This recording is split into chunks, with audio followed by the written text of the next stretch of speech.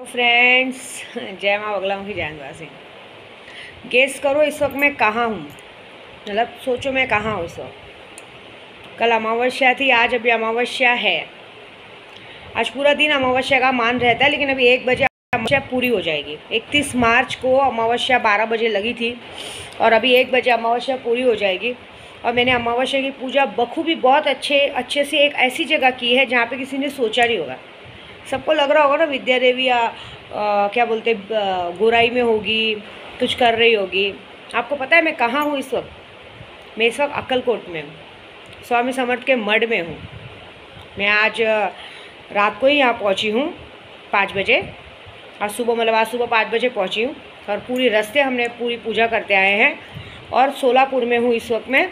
और अभी हम लोगों ने अभी जस्ट पूरी अमावस्या की पूजा पूरी करके उठे। आप सोचोगे विद्या देवी ने कल वीडियो नहीं बनाई? सरप्राइज़ देना था सबको। क्या है ना, कल गुड़ी पाड़वा है। कल किसी का पाड़वा अच्छा करना है, किसी का पाड़वा ख़राब करना है। सबसे बड़ी बात, मैं अक्कलकोट आती हूँ, कभी किसी के लिए बुरा नहीं सोचती हूँ, लेकिन कुछ लोग हैं जो खुद इतने बुरे हैं कि उनके लिए अपने आप हो ही जाता है, क्या कर सकते हैं। हाँ, लेकिन एक और बात सबसे फर्स्ट ऑफ पहले बता दूँ कि पहली बात तो टेंशन मत लेना कोई भी हो कि मैं जैसे तुलजापुर गई थी तो फिर से किसी के घर जाऊंगी या कुछ करूंगी। सॉरी, मेरे पास इतना टाइम नहीं है।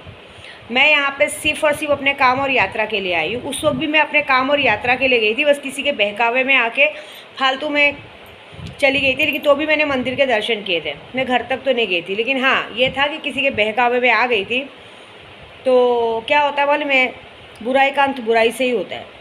फ़िलहाल तो मैं आज अपने काम के लिए आई हूँ, क्योंकि मैंने एक छोटे से बच्चा योम दिशा अग्निहोत्री के बच्चे का जिम्मेदारी लिया, अपने ग्रुप वालों की जिम्मेदारी ली और मेरे केशों के लिए, और ख़ास करके मेरे प्रदू के गौतम नगर के लिए। क्योंकि मेरा प्रदू और मेरे ग्रुप, देखो मेरे लिए अपने ग्रुप वालों का काम, यूट्यूब का काम सब बहुत ज़रूरी, क्योंकि ये अमावस्या बहुत बहुत बड़ी है, समझ रहे हो। पहले काम की बात करती हूँ, बाकी सब फालतू बात नहीं होगी। मेरे को बहुत सारे बोलते हैं वशीकरण। अरे वशीकरण कराने का दम है क्या? इस वक्त जो शक्तियाँ कराने का दम है क्या? आज मैंने फाइनली जितने भी लोगों का काम लिया था सबका काम यहाँ पूरा किया है। मेरे साथ स्नेहलता भी आई है। मैंने कल उसको भी पुणे से उठाया क्योंकि उसको क्या है ना, उसको जब कोई मुझे और उसके दादा को अलग करने को सोचते हैं ना, तो उसको गुस्सा आता है, अंदर से चिढ़ आ जाती है। स्नेहा जरा आ जाए इधर 2 मिनट, तो दिखा रही हूँ आपको मैं स्नेहा। ये देखो। हेलो फ्रेंड्स, मेरी माँ और दादा के बीच में कोई आएगा तो उससे मुझसे गुजरना पड़ेगा। मैं नहीं छोड़ने वाली किसी को, क्योंकि मेरे लिए मेरी माँ की खुशी सबसे बड़ी खुशी है। और स्वामी समर्थ के यहाँ हम यही आशा लेके आए हैं कि जितने लोग हमसे जुड़े हैं सबके घर में ढेर सारी खुशियाँ गुड़ी पाड़वा के दिन आए। आप सबको हैप्पी गुड़ी पाड़वा। जो दुश्मन है उनकी बैंड भी बजे, और दुश्मनों को तो हम बहुत सारा प्यार देने वाले हैं, ढेर सारा प्यार। ये गौतम नगर हमें बचाना है। गौतम नगर वालों, आप लोग चिंता मत करो, हम आपका गौतम नगर वैसे की वैसे ही रहे, आप लोग फिर से सेटल हो जाए, खुशी से रहे। ये हमारी तरफ से पूजा करके आपको गुड़ी पाड़वा का गिफ्ट है। लेकिन ये दादा की जरूरत से तेरे, ये सिर्फ दादा की वजह से आप सबको आपकी जगह फिर से मिलेगी, ये हमारा आश्वासन है और पक्का वादा है। देखिए ये आई है क्योंकि देखिए मेरे प्रदू को अपने गौतम नगर से बहुत प्यार है। तो गौतम नगर वालों को एक ही बात बोलूँगी कि देखिए विद्या देवी ने ना तब तुम्हारे लिए पूजा की थी ना, कभी गलत के लिए पूजा नहीं की है। स्वामी समर्थ के मठ आई हूँ। आज मैंने सुबह अपने केशव के पापा को, प्रदू को फ़ोन किया 11 बजे। मैंने बोला प्रदू मैं यहाँ पे आई हूँ स्वामी समर्थ में, और मैंने कहा है कि अगर मेरे प्रदू का गौतम नगर पूरा बच गया, वहाँ मीटर लग गया ना, तो मेरा प्रदू यहाँ दर्शन करने आएगा, चल के नहीं बाकायदा गाड़ी से आएगा ऐसा, क्योंकि अच्छा उनको अच्छा लगा। तो उन्होंने पता है क्या बोला फट से, हाँ मैं आऊँगा, तू जहाँ बोलेगी मैं वहाँ आऊँगा। तो सबसे पहले बात तो है, हे स्वामी समर्थ तू सर्वदा सबके पीछे रहना। कहते ना भयू न कस में तुझा पार्टीशी है। मेरे पीछे रहो, मेरे प्रदू के पीछे रहो, गौतम नगर के पीछे रहो, सबके पीछे रहो, मेरे पूरे ग्रुप वालों के पीछे रहो।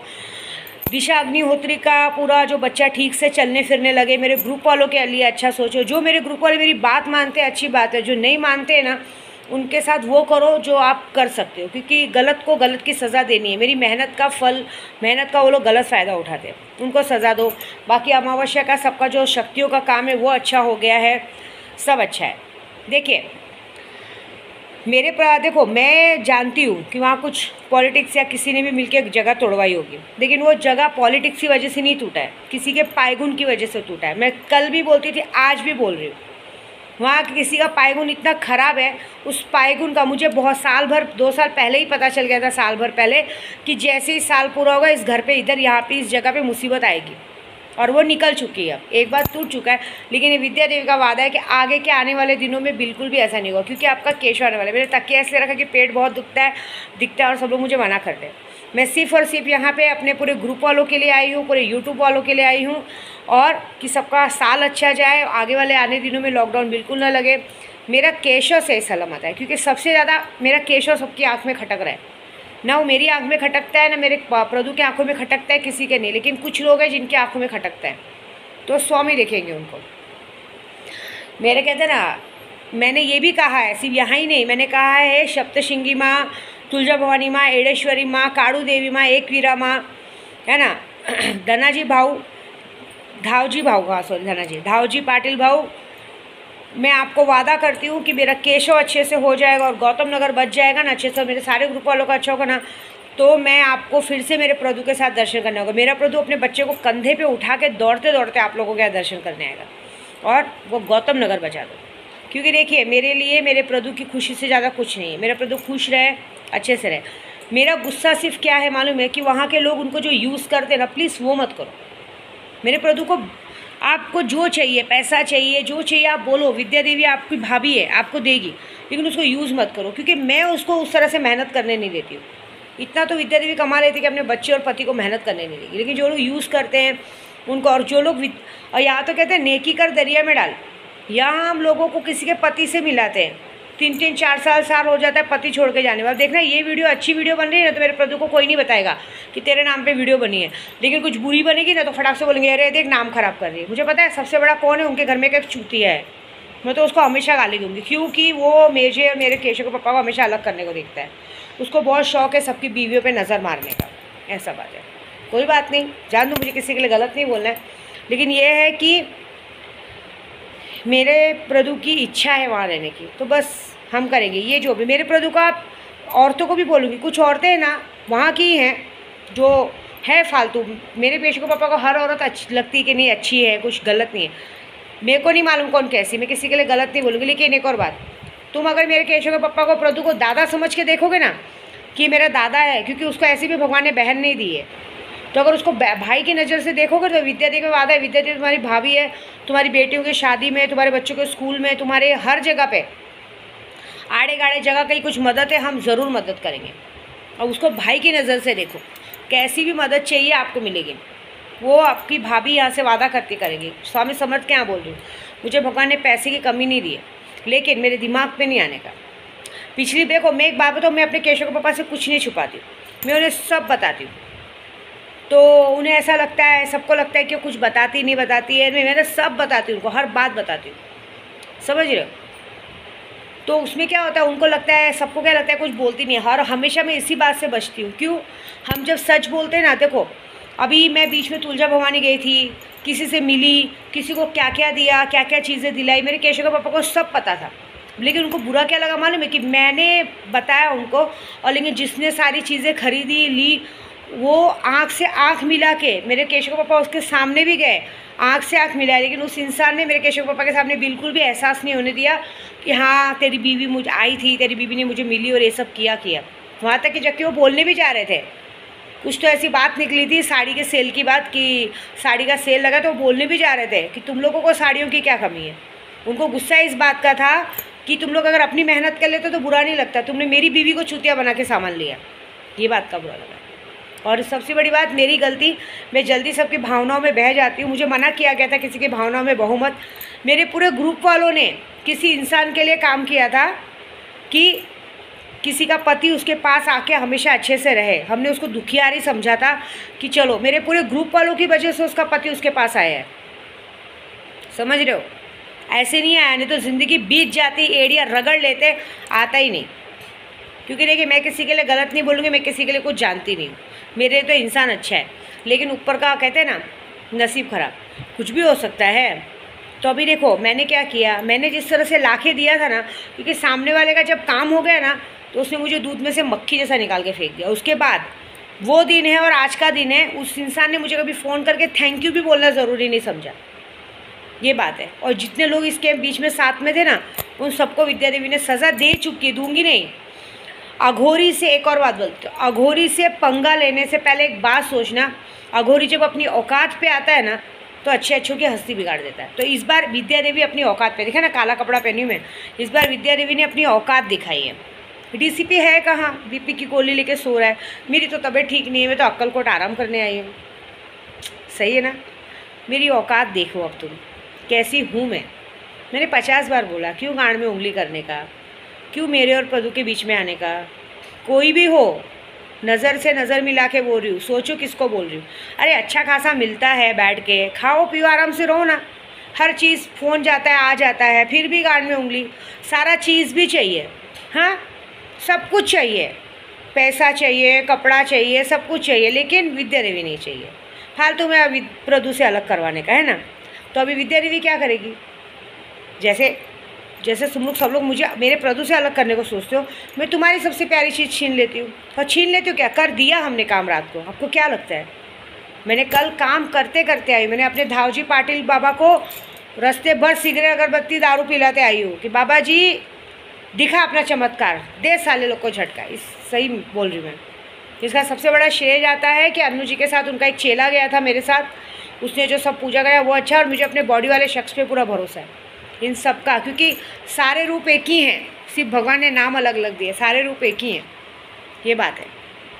तो मज़ा देखो, मैंने जो मेरे प्रदू से अलग करने को देखा ना, अब जो तुम्हारे पास वापस आया है, मतलब कहते हैं ना जिस बात पे दम है, कि एक बार भी एहसान नहीं जताया, एक बार भी नहीं कि मेरा पति आ गया, चलो थैंक यू आपकी वजह से हुआ, शुक्रिया।